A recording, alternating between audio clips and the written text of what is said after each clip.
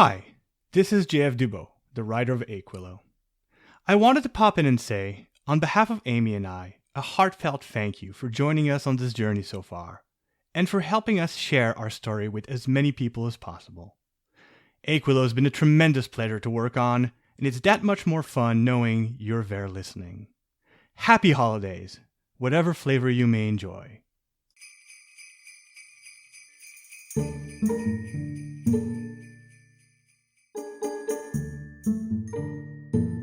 Achewillow Holiday Special.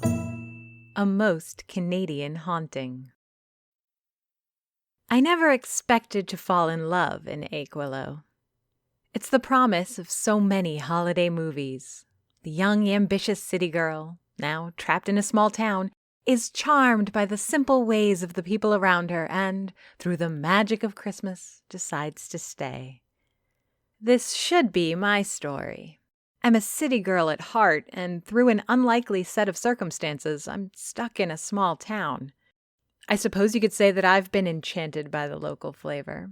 I even own the prerequisite coffee shop where I bake fancy city cakes and prepare sophisticated city meals. You could say I'm part of the community now. Not in the same way my great-grandaunt was, of course. She was a pillar here, a local celebrity. Everyone knew and loved Doris Dufour, and I count myself as fortunate to have inherited her local clientele. But I wasn't born here. I didn't grow up in Achewillow. If my favorite grocery store ever closes, I'm liable to get lost going to the other one. I still don't understand how the line that divides the city between Canada and the United States works. There's no border patrol or customs agents, but the one time I tried to buy cognac for some crepe Suzette, I was on the wrong side of the border and I got in a ton of trouble. And that's only one in a long line of peculiarities one can expect to find in Achewillow.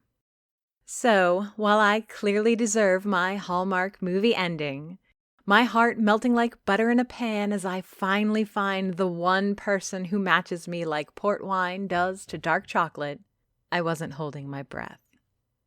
In fact, the holidays weren't shaping up to be anything like I wanted them to be.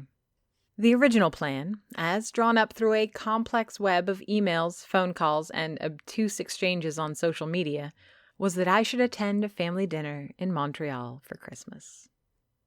To say I have a rocky relationship with my immediate family is like describing honey as sweet. It obviously is, but also so much more. My mother mixes worry and disappointment together like I whisk butter and flour to make a roux. Meanwhile, my father is sure to point out that the only reason I have the Achewillow Cafe is luck, and that I'll probably waste the opportunity like I got kicked out of cooking school. All the while, my brother will ignore the lot of us as we inevitably sink into a yelling match and focus on whoever his new boyfriend is this year. Despite all this, I was looking forward to going, well, I don't want to call it home, but back to the city. To walk between familiar skyscrapers and visit the Christmas village near Place des Arts. To get coffee with some of my old school friends. Maybe they'll have some good news for me, like Chef Gagnon getting hit by a bus. A girl can dream of a Christmas miracle, can't she? Besides, Achewillow would have even less for me during the holiday period. Olivia was dragging her husband Henry on a 7-day cruise of the Caribbean. "It's the perfect trip," she said. "I can visit relatives in Kingston, but I have to be back on the boat before it leaves, or they drive me nuts." The idea of seeing family in short, controlled bursts certainly appeals. If her parents and cousins are anything like mine, I completely understand Olivia. Thankfully, she left me with a bottle of her best cider to give my parents. I considered using it to cook something special, but in the end, I put a green and blue plaid fleece ribbon around the neck of the bottle, like a little scarf to decorate it. An elegant substitute to Christmas wrapping. Achewillow, however, had no intention of letting me go anywhere.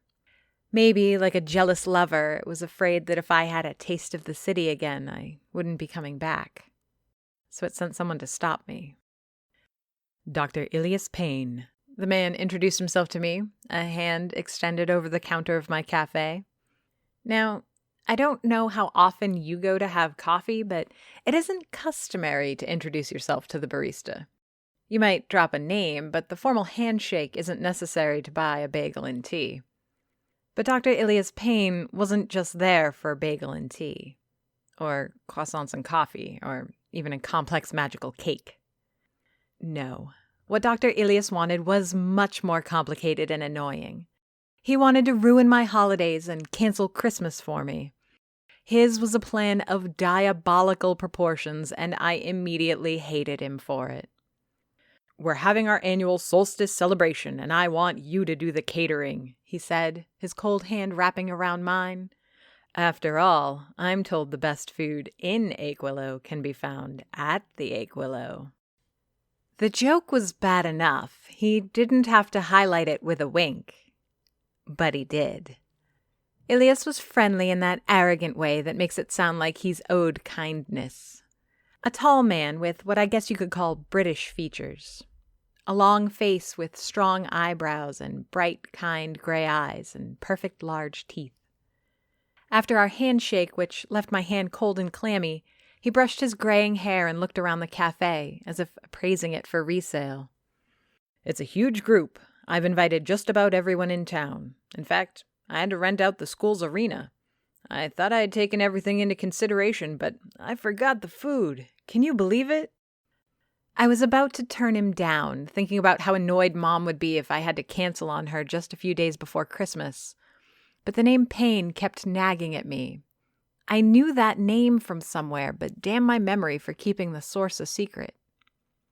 "I'm sorry," I say, wringing my apron as if I could squeeze the awkwardness from it. "We're going to be closed over the holiday. Didn't you see the sign at the door?" His face, jovial and eager when he entered, broke down into worry and helplessness, like a child who'd been told his birthday was canceled. "But," he said, the word blowing on his hopes, trying to rekindle them, "I'm willing and capable of making it worth your while. Ask anyone. Ilias Payne never balks at a steep price." And apparently Ilias Payne is fine talking about himself in the third person. That being said, I could really use the money, as my student loans aren't going to pay themselves, and also, I finally figured out who Dr. Ilias Payne really is.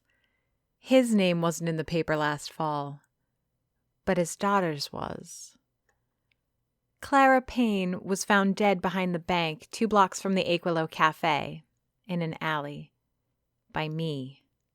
She was the 5th victim of the Achewillow Killer, a moniker that has not been great for business, let me assure you. I can skip a paycheck for the sake of family, and I can say no to a windfall if it means preserving my mental health with a well-deserved break, but what kind of person would I have been to turn down a man who'd so recently lost a daughter? Resigned, I let a sad, exasperated sigh breathe through my lips. Thankfully, Ilias didn't catch it. I didn't want him to realize how much of an imposition this was for me. The whole point was to avoid adding to his burden. This would be his first Christmas since Clara's passing. He should be allowed to celebrate it any way he wants and with the people of his choosing. Secretly, I hoped that by catering the event, I might weasel an invitation for myself. If this is going to be the event of the holidays here, why should I be excluded? "Fine," I said. "I'll be happy to cater your Solstice Celebration. How many people do you expect?" He beamed. So much, I thought for a moment that the lights in the Achewillow's dining area went up for a moment. His hands, warmer now for having been inside for a few minutes, reached out and grabbed mine for another hearty handshake. "Oh, thank you so much, Miss Dufour. You have no idea how much this means to me. So much, let me assure you. This means everything." His exuberance was a little scary, the same way a lot of people's emotions in Achewillow tend to be a little extra, like a sauce that's been allowed to reduce for just a little too long. Ilias reined in his enthusiasm, but not completely. Grin plastered on his face and aborted tears of joy still hanging at the corner of his eyes, he managed to answer my question. "Don't worry about how many people will be there," he said, still holding on to my hand. Make everything. Empty your refrigerator and cupboard. You were going to close for the week anyway, right? Well, don't worry about it. Nothing will go to waste. We discussed a few more details over some coffee, and I inspected my inventory to see exactly what I would be able to do and how much it might set the good doctor back. The Achewillow isn't really a restaurant, so there wasn't enough to make the kind of extravagant buffet Ilias wanted, but I could manage some magic of my own and make what was there spectacular enough to compensate. By the time he walked out into the thick December snow and the cold Achewillow night, Dr. Ilias Payne had a satisfied smile on his lips, a menu in his hands, and a spring in his step. It was almost enough to make me forget that I still didn't have an invitation to his shindig. Fine. I'll admit to having felt a little bit rejected and jealous of everyone going to this party. Everyone spent weeks trying to convince me to be part of this community, but then I'm not good enough for their Solstice Celebration? People were walking into the cafe with fancy envelopes for days. Silver painted letters with bright red, honest-to-God wax seals. At first, I thought it was a really exclusive affair. Both mayors had invitations after all. Then, as the date grew closer, it just seemed like everyone had a shiny piece of paper asking them to be at the arena on Christmas Eve. Everyone except me. Oh, I tried to convince myself that I didn't want to go. Besides, I had plans. I was going to ride no less than 3 buses to get back to Montreal for the pleasure of arguing with my parents for a few days. Why would I want to be invited to the biggest social event since making Achewillow my home? To top it off, I knew the food would be amazing. Amazing and beautiful. Because I certainly wasn't going to simply bake a few cakes, make a charcuterie board, and call it a day. Dr. Ilias Payne told me to use everything, and if there's one thing I stock up on during the holidays, it's ginger spice. It took me a while to decide what I was going to do. I knew what it would be made of. Gingerbread. But if you expect me to just slap together some random house, you do not know Miriam Dufour. If I was going to make any kind of gingerbread structure, it was going to be magical. I thought of a fairy castle or maybe something out of Lord of the Rings. Maybe a full-on replica of Hogwarts. But those are made-up magical places. I was still debating what to make when I heard a sound. Now, if you know me, you know that sounds from the back of the Achewillow conjure one of 2 very specific emotions. Abject terror or molten irritation. It all depends on what I think I'm going to find there. Demons or raccoons. Well, judging from the skittering claws on ceramic tiles and the sudden draft of cold air from the back door, I was leaning towards the latter. During this first holiday in Achewillow, my relationship with the critters there was still, shall we say, fraught. A banging of the door to the display, followed by the pitter-patter of thieving paws, always told the same story. Some raccoon was stealing food.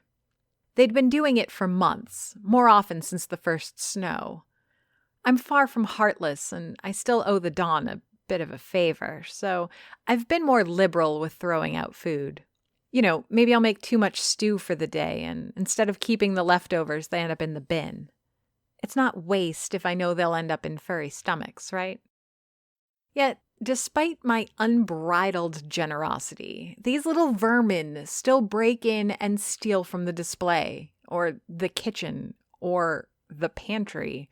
There's no place in the Achewillow Cafe that's safe from them, and I've tried changing the locks. They just have a knack for getting into places. Usually my places. As was often the case back then, frustration got the better of me and I ran out to see what they'd gotten into. It wasn't difficult to figure out. The only things left in the display were 4 brioche. Well, 3 now. More annoyed than was reasonable, I ran to the dumpster to confront the thieves. Ankle-deep snow, freezing wind, and billowing gusts be damned, this was the night the Don and his furry cabal were in for a reckoning. That's it, I screamed as I lifted the lid, heavy with snow, to the dumpster. "You are this close to eviction." I expected to see all of the ring-tailed burglars huddled around, having themselves a feast off my food. That was the usual scenario when I confronted the raccoons. They'd stare at me from their stolen meal, hiss for effect. I'd shower them with invectives, and that was that. What was I supposed to do? Take the cookies, croissants, and rolls back? That time, I caught them faster, I guess, or the thief had been slowed down by the snow. Whatever the reason, I was privy to part of the scenario I'd missed before. The thief, in this case, was the smallest of the raccoons. I don't have a name for all of them. Most people call the big one the Dawn, and I've heard the one with the tag on its ear referred to as Crimson. The small one I just called the Runt, but that's not a name. It's just because she's the smallest of the gang and looks so much scrawnier than the rest. I'd never given much thought to why, though. She steals food like the rest of them, so I assume she just doesn't eat as much. What I saw in the dumpster that night went some ways to explaining things. And, to be fair, also broke my heart a little. The Runt had the brioche, a piece of baked good almost half her tiny size, in her jaws.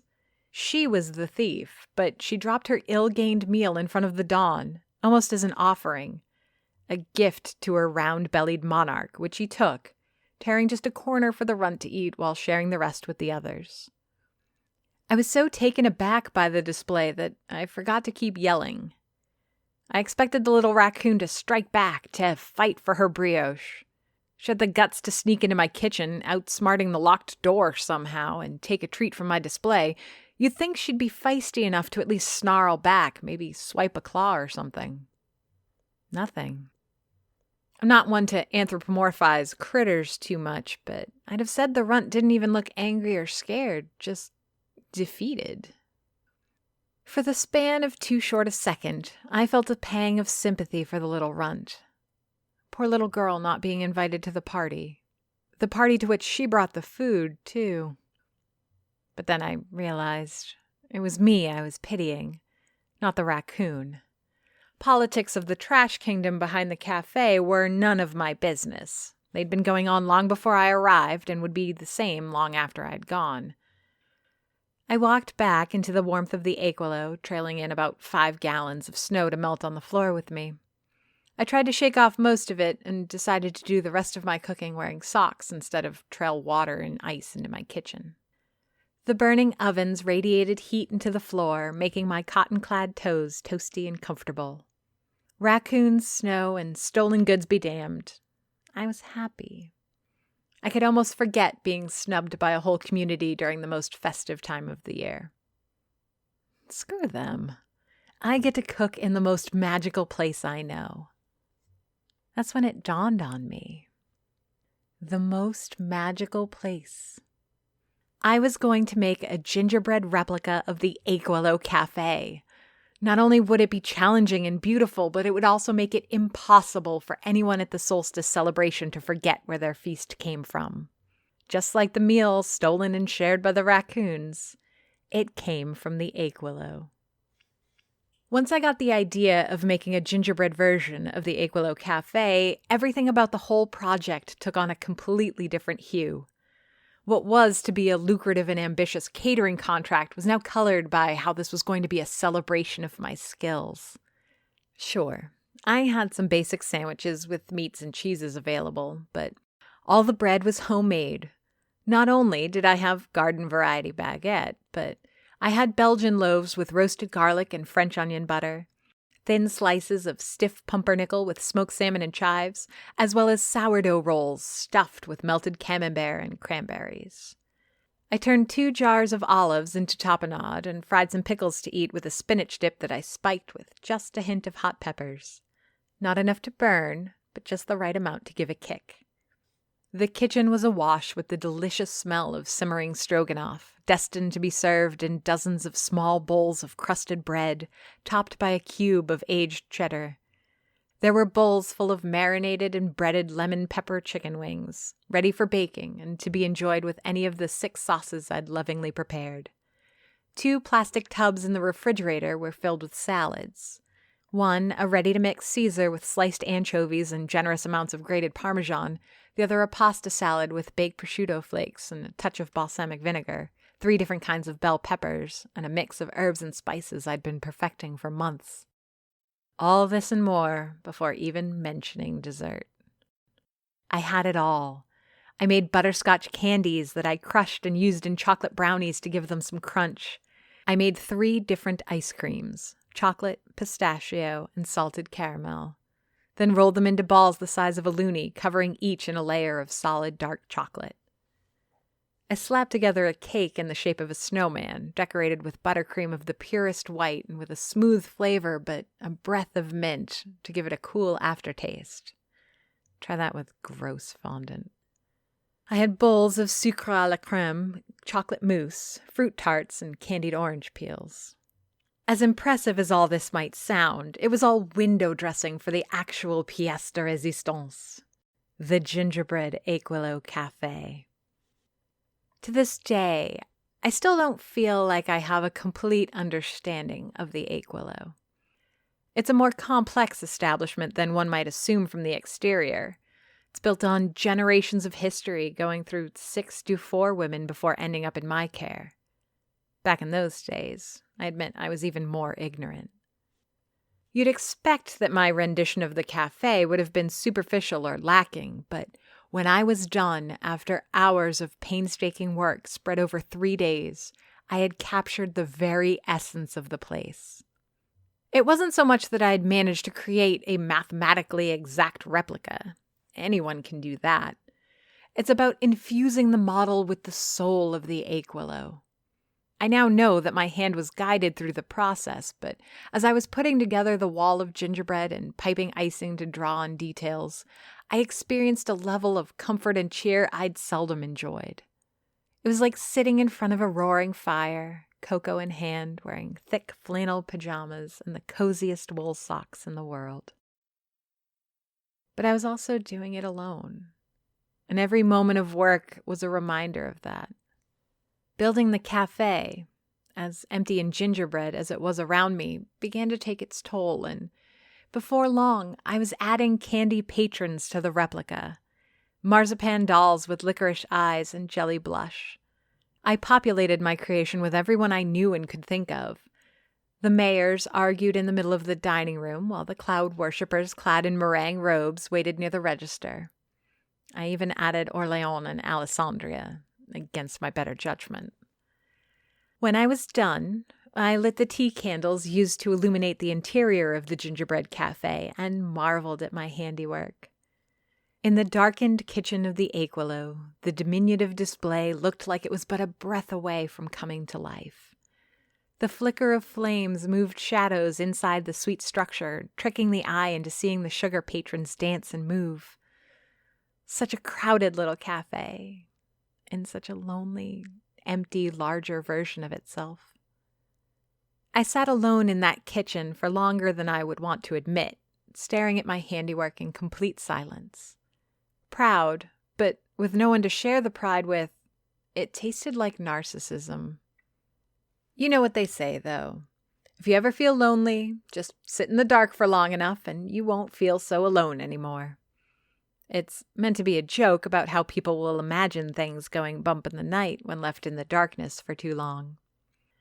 As I snuffed out the tea lights so they didn't damage the gingerbread cafe or melt the sugar customers, I almost wished something would stir in the shadows, fear being almost preferable to loneliness. I still had lots to do, however. Breads had to be taken out of the oven and the stroganoff had to be monitored so it didn't overcook. If I couldn't share the presence of a fellow human being, I still had the best company, a busy kitchen. I pulled myself to my feet, taking one last look at the darkened shadow of my masterpiece before flipping the lights back on. But just as my fingers found the switch, a noise. Not the knock of a mittened hand at the door, or the ring of a phone promising to connect me to a loved one. It was, instead, the familiar sound of the kitchen door creaking open at the back. A gentle gust of cold wind and a pillar of light flooded from the porch outside. And at the bottom, where the light met the floor, the shadow of a puny little raccoon. I let her, the runt, sneak into the dining room. She probably thought I wasn't there, with the lights turned off and my prolonged period of silence, but boy, was she in for a surprise. Or so I thought. She got to the display, and I gritted my teeth as she pilfered through the leftover baked goods. She took whatever she wanted and began to paw her way back to the door. Little did she know, I was already there, waiting, broom in hand. The look on her face and the shock in her little beady eyes felt worth it at the moment. Finally, after months of this nonsense, I'd caught one of them in the act. The Don had a specific brand of defiance whenever I confronted him, whether in his own garbage domain or wherever we'd cross paths. Never did the fat raccoon back down. From hissing to rude gestures, he always stood up to me or anyone, no matter what. The runt had none of the spinal fortitude for confrontation. When she saw me towering over her, brioche held hungrily in her mouth, she had none of the bravado her patriarch was known for. Instead, she clutched her prize close to her chest before tearing a generous bite out of the dessert. Then she scampered back into the shadows of the darkened cafe. I'm a conscientious business owner, and while I know these are not ordinary vermin, they do live the bulk of their lives in trash. I wasn't happy with her wandering my kitchen and dining room. Enough that she kept getting into the food display. I didn't want to worry about finding raccoon fur in the coffee grounds. But as soon as I flipped the lights on, hoping I'd find the runt cowering in a corner so I could show her the door, the timer on the oven went off. It was terrible timing. I couldn't exactly leave the bread in the oven too long or it would burn, and there was so much left to do in so very little time. On the other hand, what did it matter if the runt was left alone in the cafe? All the important food had already been cooked, mixed, baked, fried, or blended into the feast for the Solstice Celebration. I emptied the rest of the display and secured the coffee and sugar before locking up the dining room. Let her have her sad little brioche on the floor. Merry Christmas. It took 3 trips in Dr. Ilias Payne's minivan to move all the food from the Achewillow to the Anthony Gillard Memorial Arena. Most places inherit their name from important individuals as an honor. Generous patrons or historic members of the community give their names to streets and landmarks. Saints are particularly popular namesakes for buildings and cities in Quebec. Achewillow does things differently, however. Anthony Gillard was no hero. In fact, one could say he was an embarrassment to the city. A fatal embarrassment. Long before I moved to town, long before I was born even, perhaps at a time when Doris was still a child, a great tragedy occurred at the arena. Gillard, who was custodian at the time, was derelict in his duties. Some suspect that instead of using funds provided to him by the city council, he was pocketing the money. The end result was that the electrical systems at the arena were ill-maintained. It was inevitable that, at some point, this would backfire spectacularly. On a day marked by particularly high temperatures, the refrigeration system in the arena failed. Frayed wires or a faulty transformer allowed the ice in the rink to be covered by a thick layer of meltwater. The kids playing a game of hockey at the time, as Canadians do, were amused at skating through the cold water, splashing each other as they went around the rink. That would have been the end of that, if not for one further accident that turned the day into tragedy. The scoreboard, a huge, primitive electronic abomination, came loose from its anchors in the ceiling, crashing down onto the ice. Those in the bleachers at the time say that, miraculously, none of the soaked hockey players were hit, and all stood in stunned silence after the scoreboard hit the ice. For a second, disaster seemed to have been averted, until the electric components of the scoreboard hit the water and everyone on the ice was electrocuted to death. Bystanders, horrified by the situation, tried to help, but just as many ended up sharing the players' fate. Anthony Gillard was nowhere near the arena that day and escaped prosecution. But Achewillow would not let his neglect be forgotten. The arena was named the Anthony Gillard Memorial Arena, not in memory of the man, but of his incompetence, a reminder he had to live with until the day he died and beyond. There are tables set up in the middle of the rink, and there should be extension cords running up to them if you need to plug anything in, Ilias Payne explained. The arena is nothing like it used to be. It's now a fully modern building. The ice can be easily covered to allow for community events like the Solstice Celebration or weddings and union meetings, and the scoreboard is a gigantic LCD screen securely attached to the rafters in the ceiling. All the electrics are surge protected by modern breakers to avoid a repeat of the Anthony Gillard incident. "What's under the sheet?" he asked, helping me carry the covered gingerbread Achewillow cafe. "That is a surprise," I say, trying to be mischievous about it. Even with my masterpiece only hours from being revealed, the sense of alienation is too strong to let me savor the anticipation. "Oh, I like surprises," Payne says, pretending to sneak a peek under the sheet. We lay down the spread, the still-covered gingerbread Achewillow cafe at the center of the feast, like a ghostly castle surrounded by its fiefdoms. Neighborhoods of food and victuals lay in the shadows of the manor of sweets, soon joined by towers of wine and soft drink bottles and a pyramid of plastic cups. "This looks fantastic, Miss Dufour. Helen was right. You're a miracle worker. This is going to be the most memorable solstice celebration in Achewillow's history." His emphasis on memorable and the hunger in his eyes were touching. In the wrong context, one might think them weird, but this was a man trying to build new memories after the loss of a child. At least, that's what I thought at the time. "I've been meaning to ask," I say, putting the final touches on the bread bowls, ready to be filled with stew. "Wasn't the solstice 2 days ago?" "Was it?" Payne answered, poking a finger at the fabric draped over my masterpiece. "It's probably no big deal." I didn't know that Dr. Ilias Payne was such a hands-on party planner. His wife, Madeline, along with a few of their close friends, were all busying themselves setting up for the evening. Chairs by the dozen were brought out, unfolded, and set up in the rink, all facing eastward. There, a table was set up, covered with a dark cloth and what appeared to be religious paraphernalia.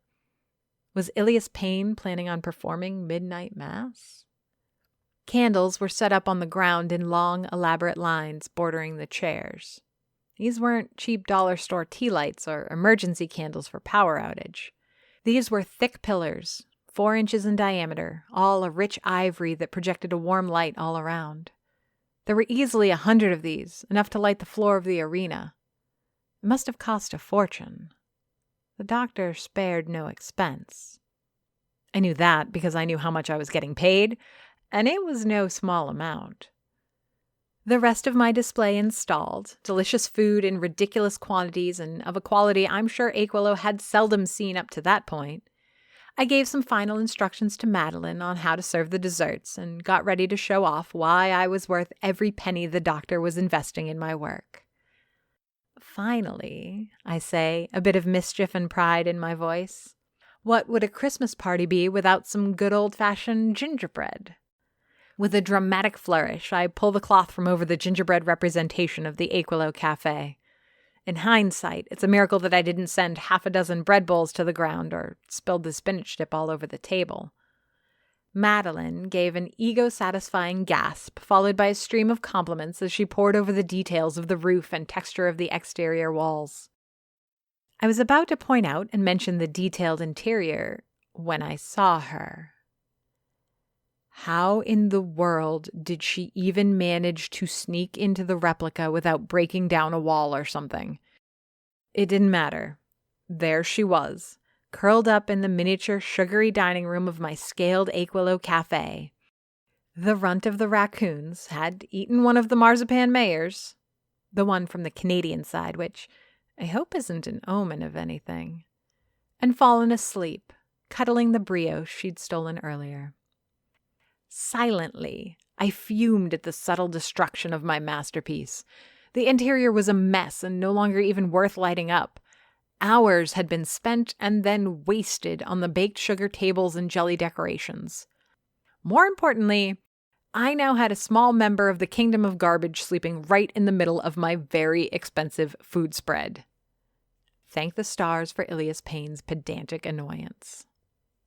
"This isn't a Christmas party, Miss Dufour," he interrupted, politely but clearly irritated at my misstep. "The Solstice Celebration is so much more than a commercial interpretation of a pagan holiday." This from the guy who celebrates the winter solstice on the 24th of December. I wanted to call him out, that having his celebration on Christmas Eve was simply begging for people to make mistakes. But I'm a professional and kept my mouth shut. "Do we have everything we need now, Miriam?" Madeline asked. Unlike her husband, she seems a lot more nervous. There was an electric level of anticipation behind her strained smile. If Ilias Payne could move on from his daughter's death, Madeline required bigger effort to put on a brave face. I thought, for a second, I could go back to the Achewillow and brew her a special cup of tea that might tame her grief, but I thought better of it. "You should be good, but if there's anything, I'll be at the cafe. It's a 5-minute walk, so don't hesitate to give me a call." The good doctor shook my hand, assuring me all my equipment, plates, and utensils would be fine and ready for collecting in the morning. Madeline gave me a hug and whispered "Merry Christmas" into my ear, as if it was our little secret. I took one last look at my display and what a glorious accomplishment it was, put on my coat, and turned to leave. But I had no intention of going anywhere. Whatever this celebration was going to be, there was still a raccoon sleeping dead in the middle of my food display. Not only that, but it was taking its nap in an actual representation of my cafe. What was meant to be an advertising masterstroke would be a disaster if that snoozing trash rat was discovered. Guests streamed in while I hid in the washroom. Peeking through a crack in the door, I witnessed a procession of familiar faces parading from the entrance and onto the covered ice of the arena. The mayors arrived together, and I sighed in relief that having a marzipan effigy devoured had no apparent effect. You laugh, but this is Achewillow. Helen Edna, notary public, also walked past my hiding spot. For a second, I thought she stole a glance in my direction. I doubt she saw me, but I could tell there was no part of her that wanted to be here. Then again, when did Helen Edna ever want to be anywhere? More of my patrons were also there. The Mustache Man and the Sandwich Man, Julia Remington still clad in black, and both Detective Wilson and Inspector Lamore were in attendance. The only people missing were any members of the Cloud Worshippers and the 2 Inquisitors. Neither surprised me with their absence. Cocktails were had and hands were shaken while greetings were exchanged. Meanwhile, I snuck around to hide in the penalty box, observing the event I wasn't meant to be a part of. From this vantage, I felt confident no one would notice me, while I could keep an eye on the giant gingerbread building in the middle of the catering table. I couldn't completely suppress my pride at seeing so many people I knew stare, astounded at my masterpiece. I may not have been a guest at this solstice celebration, but it would not be allowed to happen without Miriam Dufour's presence. Hopefully, none of them were so impressed as to try and sneak a peek inside. A gentle tap on the microphone that hung from the scoreboard signaled to the guests that they should be seated. As much organization as Dr. Ilias Payne had put into the solstice celebration, no one but him and Madeline seemed to have any idea what the event was really about. Guests wandered around the aisles, some with their coats, others having left them at a coat check. There was clear doubt about whether there was a seating arrangement or not, and it took several minutes for everyone to settle into the creaky folding chairs. Then, whatever few electric lights still illuminated the rink were shut off. A cold shiver went down my spine, and a brief gust of wind sent ripples along the rows of candles. A rustling of clothes came over the microphone, and the silhouette of Dr. Ilias Payne appeared behind the table in front of the crowd. Clad in shadows for dramatic effect, Ilias's voice came in low but loud over the speakers. In a place meant to be filled with cheers of rabid fans and supporting parents, his ominous words felt out of place. "Friends," he started, letting the word echo through the rows of empty seats, looking down on the assembled audience. "Thank you so much for being here tonight. Traditionally, the holidays are about family and spending time with our loved ones, and I know what a sacrifice it is to ask that you spend this time with neighbors, coworkers, employers, clients, and acquaintances. But, in a way, we, the citizens of Achewillow, are family. Just in the last year, we've suffered many important, traumatizing losses. Pillars of our community, as well as several of the most vulnerable among us, were lost. To a few of us, that meant our own families were lessened, that these holidays would be so much emptier for the absence of loved ones. The last time so many of us were assembled together, we were burying the bodies of Anais, Candace, Nicoletta, Hannah, and my beloved Clara." A sniffle echoed through the arena. It could have been someone nursing a cold, but it also might have been Madeline or one of the assembled guests. I was the one who found Clara behind the bank. Hearing her father mention her name summoned the image of her body and all the damage that had been done to her. My own complicated cocktail of emotions welled up as I listened to Ilias speak about his daughter. "The good news in these dark times is that with your presence, with your support, our family doesn't need to be so broken. For the span of a night, the void left by Clara can be filled once more. If you lend me your hearts, the hole in our lives can be filled, if only for the span of one night." I was touched. This explained it all. This man had invested so much into this evening, only so he wouldn't have to spend it at his home, alone with the vestiges of his broken family. I felt guilty for mocking Ilias's Solstice Celebration now that I knew the purpose behind it. This event was, in fact, a touching display of love and community.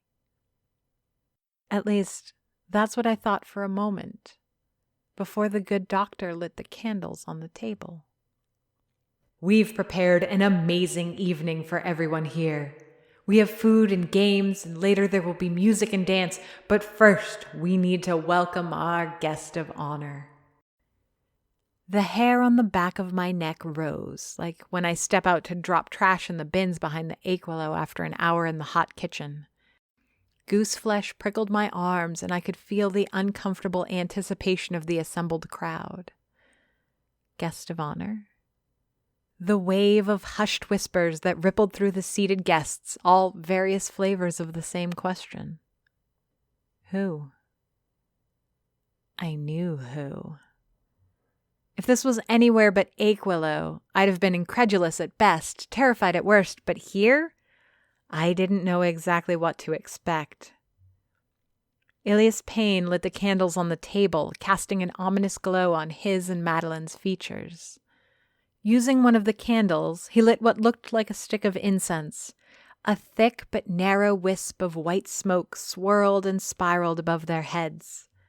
From the back of the table, Madeline pulled out a plastic bag, the kind you get at the grocery if you don't have your own. From that bag, she pulled out a sweater. It was red and stained maroon, the color of dried blood. I knew that sweater. I'd seen it back in the fall, on the body of Clara Payne. "On this night," Ilias went on, "when the veil between worlds is thin and we can almost reach out and touch our—" Ilias was cut off as he explained his ritual. "That's the equinox," someone shouted from amongst the guests. The interruption did little to stop Ilias. His monologue was cut off, but he busied himself with the rest of his ritual instead. Everything about his actions had a naive, almost childish air. Not so much the motions and procedures of a practiced sorcerer, but the improvised and cocksure mannerisms of a boy playing a game. His fingers were nimble as he cut a piece of the bloody sweater, not because of experience, but because of practice as a surgeon and utmost confidence in what he was doing. But what he was doing was nonsense. Or it should have been. Yet, as he burned his daughter's bloody sweater and tossed seemingly random powders into the flame, a sort of electricity rippled through the air. The effect was universal, and later some of the guests would describe their breath as feeling charged. A few more protests rose from the attendees. My own words echoed in pointing out that it was Christmas Eve, not the actual solstice, and that whatever he was doing was either nonsense or extremely dangerous. None of it affected Ilias. Most of the residents assembled couldn't appreciate what the Paynes were going through and underestimated what they might be willing to risk for one more Christmas with their daughter. Hell, I didn't appreciate it either at the time. They were right, however, those who warned Ilias. Whatever spell he thought he was conjuring didn't work. But there must have been something in his waving of arms and mumbling chant. Magic, as I've learned since then, is a lot about intent. And as I just mentioned, few people can will more intent than a mourning parent. Clara never manifested at the Anthony Gillard Arena that night, or any other. It's probably best she didn't. The grieving believe they want to see their loved ones step forth from beyond the grave, but when has that ever turned out to be a good thing? While Ilias Payne whispered the words of his ritual into the microphone, encouraging his guests to join in to add their will and intent to his own, I noticed the other uninvited guest poking her head out of her hiding spot. The raccoon who'd stowed away in my gingerbread cafe had woken up and immediately chewed a sizable hole into the side of my creation. Anger rose at the sight of her, and I was ready to rush the table and nab the little thief while everyone's attention was occupied. Something about her expression and the way she looked around, terrified but knowing, made me hesitate. Her furry little head swiveled around like a windsock in a hurricane, pointing this way and that, never settling on anything in particular. Her beady eyes glinted a strange blue as she tracked invisible figures around the arena. Her paws flexed around her still uneaten brioche, as if grasping for security. I'd never seen the raccoons be afraid of anything but each other. And the demon. They certainly were never afraid of me. But this one was terrified. So, instead of rushing the table to catch the raccoon, I ran over to see if she was okay. Months of adversarial relationships with these vermin evaporated as I watched her, scared and confused, trapped in my kingdom of food. Forgetting discretion, as I crossed the rink towards the table, I could feel things brushing against me and hear the sound of metal on ice, even though the actual ice was 2 inches under thick plywood planks. A few feet from the feast, a powerful force ran into and then through me, sending me sprawling on the ground. I blinked the shock away, trying to get back to my feet. The wooden floor felt slippery and the ground cold. Shimmers of green and blue lights flickered and floated around me like ephemeral aurora borealis. Then I saw them. We all did. 13 apparitions, glowing with unearthly purpose, zoomed and sped around the arena. Ghostly players clad in full hockey gear, along with a lone referee, swarmed around the assembled guests.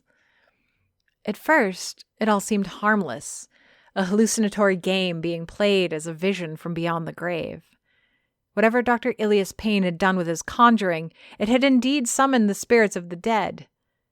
But Clara didn't die at the Anthony Gillard Arena. She died near a bank on Rue Principale. The restless spirits of the arena were the teens who died here, along with their coaches and friends who were now materializing in the stands and at the side of the ice. We all looked in bewilderment, watching as players passed, shot, and stole the puck from each other. They seemed unaware of me, Ilias, his family, or his guests. We all watched in awe as the game played itself around us, a window into a competition that was abruptly stopped by a tragic accident. All we could hear, apart from the cold slicing of skates on ice and the occasional grunt of a player getting cross-checked, was the voice of Ilias Payne repeating no over and over again, raging against his failure. But his complaint was soon cut short by a ghostly player running him over, knocking his table down and the wind right out of him. The impact had the force that only the dead could bring to bear, and Ilias went sliding all the way to the side wall. The crack of bones could be heard echoing all through the arena. The reality that the spectral players could not only touch but hurt the living swept through the crowd in a tsunami of panic. A moment later, another guest was sent somersaulting through the air, landing on the floor in a pile. The whole crowd spread into a dangerous game of dodging violent, unstoppable ghosts, trying desperately to make it to the player boxes through which they'd entered. Meanwhile, I stood next to my painstakingly prepared food, waiting for the moment when it would be destroyed by a dead hockey player plowing through the whole thing like a freight train. Or I would be sent to the ground again, perhaps breaking a few important bones in the process. Sharp pinprick jabs grabbed at my arm, gently pulling me closer to the table. The raccoon, brioche still held firmly in her jaw, was pulling me close with a desperate embrace of my arm. Then I noticed why. Folded chairs were sent flying by the apparitions and guests were rammed or tripped by the ghosts, but the table with food was avoided. In fact, on more than one occasion, a player would stop, look at the food, then skate away. One even picked up a slice of pumpernickel with smoked salmon, smelled it, and then tossed it back on the table in disgust. "How dare you?" I snarled. "You wouldn't know good food if it bit you in the ass." More of the dead players made their stop at the table. Some nibbled at the tapenade, others took bites or sniffed the stroganoff, but always tossed everything away, making that grossed-out face only teenagers seem to manage so well. The dead have such unsophisticated taste. They were clearly hungry, skating up to the table again and again, but always rejecting the delicious food they found there. Stupid kids, I thought. If it's not pizza, burgers, or hot dogs, it's not food to their ignorant taste buds. That's when it dawned on me. I couldn't tell what Ilias had done or how we could get rid of the ghosts, but I knew how to get them off the rink. The little raccoon holding onto my arm seemed to have the same idea. Reluctantly, she dropped her brioche, and looking like she was trapped between the proverbial devil and the deep blue sea for a moment, she jumped. I doubt I would have made it safely to the side of the rink without that little brioche-stealing raccoon. Her senses, sharper than mine, sharp enough to see the ghosts before anyone else did, guided us towards safety, stopping more than once only a second before our path was cut off by a speeding apparition. Once I got to the safety of the box, I could have simply run away. It's what I expected the raccoon to do, and what every fiber of my being wanted of me. We could both be back at the Achewillow, wishing everyone left behind the best of luck. But I had friends amongst the guests, and judging from the cries of fears and occasional moan of pain, there would be many more injuries before everyone made it out. In the end, neither me nor the raccoon were cowardly enough to make for the exit. Instead, united in purpose, we ran towards the most disgusting part of the arena. No, not the locker rooms, where the stench of sweat and abundantly used body sprays sticks itself to the air. I'm a tough girl. I can handle a bit of body odor. The place I had in mind was far more vile to my particular sensibilities. It pained me to admit it, but if anything was going to appease the skating dead and put a stop to the most Canadian haunting ever, it wouldn't be my fancy desserts and gourmet dishes. Food and magic overlap in many points, but one of the most important common aspects is that one must know her audience. Hungry visions of teenaged boys from decades ago didn't want olive tapenade and pumpernickel bread. They hungered for pizza, fries, and terrible cafeteria hot dogs. The bounty that would get them off the ice and away from Ilias Payne's guests was stashed in the arena snack bar. My accomplice's refined senses guided us towards the kitchens in record time, a small blessing as I cringed hearing the bone-shattering sound of another impact followed by the terrified cries of the assembled guests. Already, my mind was racing, preparing my plan of attack. 13 people, even hungry dead teenagers, wouldn't take that much to feed. I could get hot dogs and pizza going pretty fast, but starting up the oil to make fries would take longer. But the apparitions would know to come and get the food was also a bold gamble on my part. Not as bold as assuming I'd have easy access to the snack bar. Of course, I complained to my furry companion, as if expecting her to understand. The door was locked, and behind it any stores of food and all the implements to cook them. My fists closed on the cold, polished steel of the handle, shaking it in pointless rage. I yelled at the obstacle and gave it a kick for good measure, then started to formulate a fresh plan. How long would it take for me to find a sledgehammer or a crowbar, and would that be enough to pry the door open? As I paced and spat fury in equal measure, the little raccoon finally demonstrated something I'd been wanting to understand since my very first week in Achewillow. How she and her irritating family keep getting inside my kitchen whenever the mood struck them. I'd known the Achewillow raccoons to be smart and resourceful.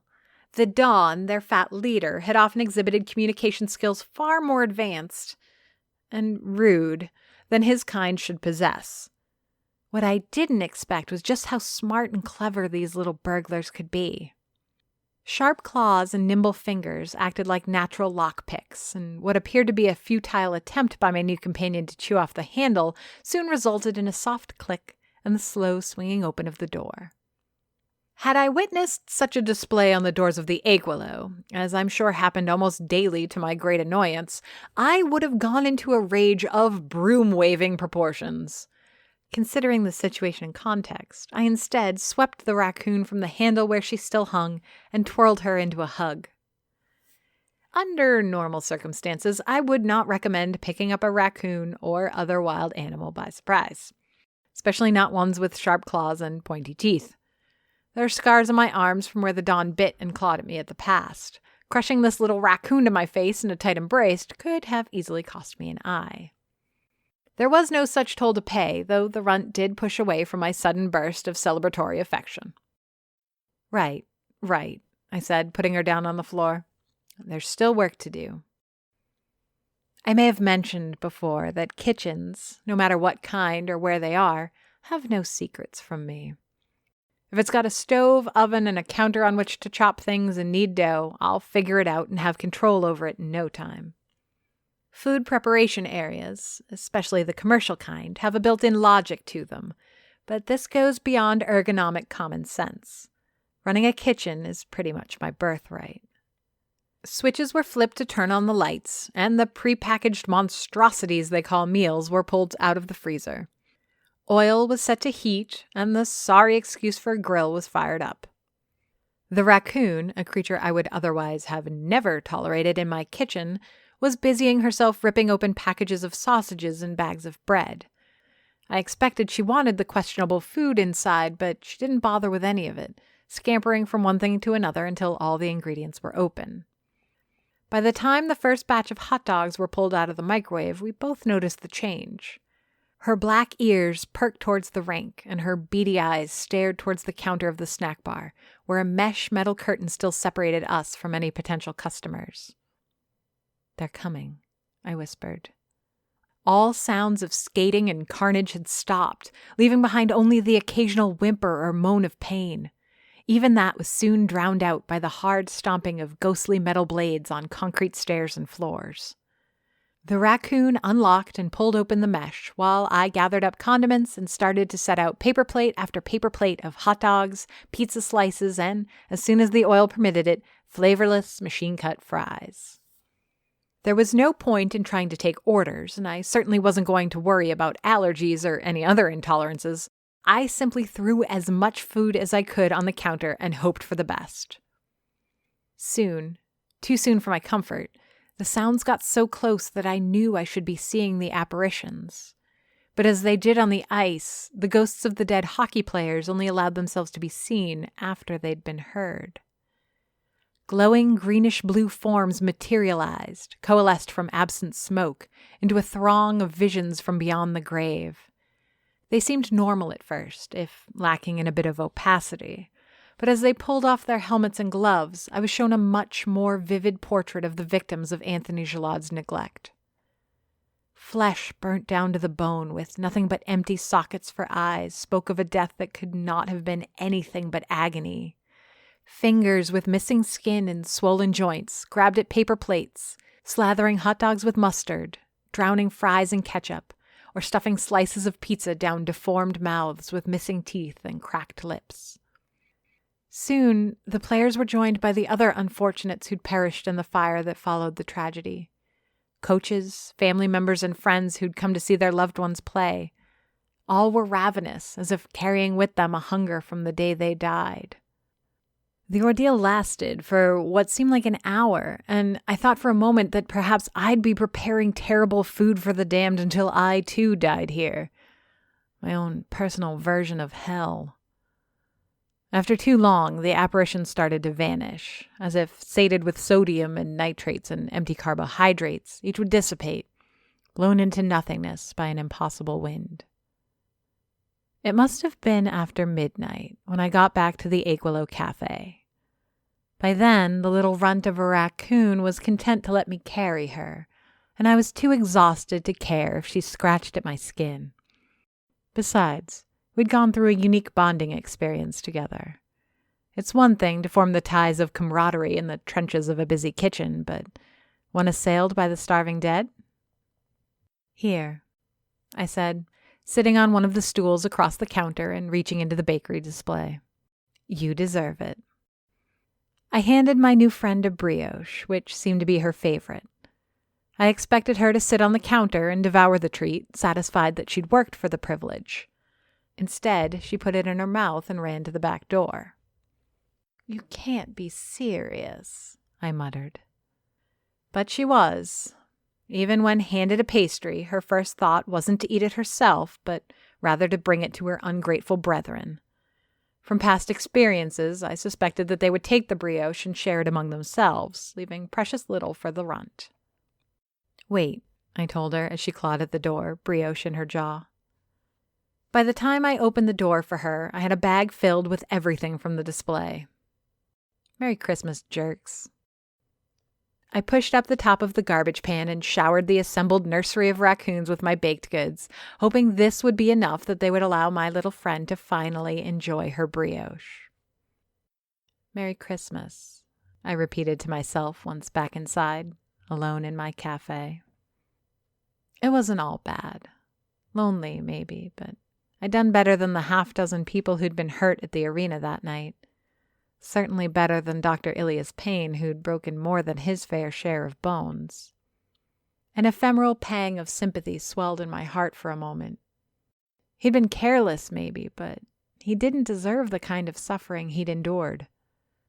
All he wanted was to throw a party and have his daughter with him one last time for Christmas. Miriam? My name came on the tail of door chimes ringing, spoken in the voice of Helen Edna, notary public. When I raised my head to look at why she was here, I was surprised that she was not alone. Far from it. The cold wind, snow, and over 24 people flooded inside the Achewillow. Some carried plates, dishes, and serving trays, while others had crutches and bandaged limbs. It took a moment, but I recognized the smell. The unmistakable, intimate, and unique aroma of my own cooking. Though cold at that point, the odor was like a fingerprint, or like seeing your own face reflected in a mirror. They'd brought my feast back. Already, people were serving what could be eaten cold to each other, while others were asking to use the kitchen to warm up the rest. No one was going to set foot in my kitchen, but I was glad to heat the stroganoff and put a few other things in the oven so they'd be palatable again. Making food for others brings a smile to my face under any circumstance. Well, almost any circumstance, but as I busied myself resurrecting my feast, I could almost feel the width of the counter that separated me from the guests. Every inch of it felt like a mile. Watching from a distance as they all talked and ate and celebrated together. I wondered if Doris ever felt like this. Part of the community, but not quite a member of it. A fresh cup of hot coffee warmed my hands just as a cool breeze intruded on my pity party. I didn't make much of it. With all the comings and goings of the refugees of Ilias Payne's Solstice Celebration, it was just one more thing in the chaos of an ongoing social event. Then, a cold, clawed paw scratched gently at my arm. Sitting on the counter, brioche between her teeth, my little friend looked at me for a moment, a glint of blue light behind her black liquid eyes. "You too, eh?" I asked, expecting no answer. She leaned her furry head on my arm, calmly, and finally nibbled on her prized treat. We watched the festivities with detached amusement. She ate baked goods, and I scratched her behind the ears until the very last guest walked out the door. Then we sat together in silence for another hour, comrades in arms who'd survived 2 parties and a haunting together. Then, just as I started dozing off, she stood, gave me one final look, and scampered to the back door to be let out. A gust of freezing air rushed in as I cracked the door open. My little friend shivered as her fur bristled in the cold wind. Reaching behind the counter, I grabbed the bottle of cider Olivia had given me. It would never have made it to Montreal and never become a gift for my parents at this point. I can't remember what I did with the cider, but I took off the fleece ribbon and, bending to one knee, tied it around the raccoon's neck. I didn't think it would do much to keep her warm, and I assumed she'd tear it off the moment she got the chance, but as she scampered out into the snow, she looked like an adorable cartoon animal. I let her go, knowing she'd return behind my back to steal more food for her weird little garbage family. We'd see each other again, but it wouldn't be as irritated neighbors anymore. "Good night, Brioche," I said, trying the name for the first time. She stopped, turned around, and, after giving me a curious look, waved back before disappearing between the garbage bins. Achewillow is written by J.F. Dubeau, narrated and produced by me, Amy Frost. If you enjoyed this podcast and would like to hear more, please rate and review us on Apple Podcasts, Google Play, or your preferred podcast platform. You have no idea how much it helps. Questions, comments? Email us at achewillow@gmail.com. Follow us on Facebook, Twitter, and Instagram under the username Achewillow.